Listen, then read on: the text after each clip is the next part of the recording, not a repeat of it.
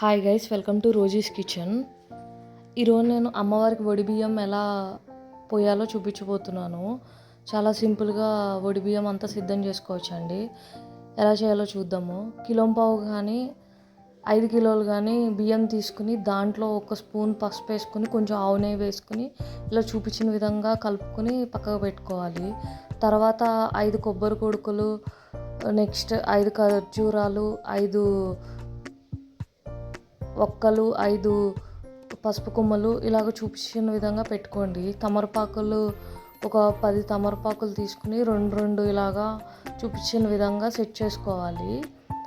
తర్వాత మొత్తం ఇలాగా అన్ని కొబ్బరి కొడుకులు అన్నీ వేసేసి సెట్ చేసుకోవాలి.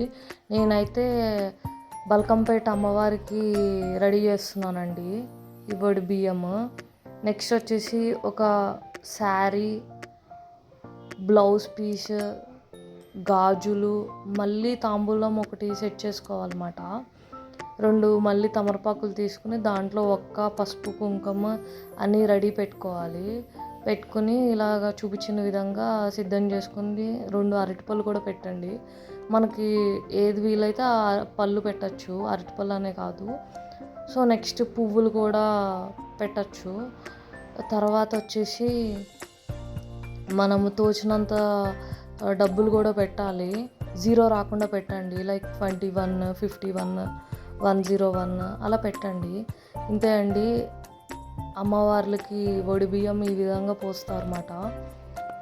సో ఇలా రెడీ చేసేసుకొని ఇచ్చేయడమే. For more videos please do like, share and subscribe to Rosy's kitchen.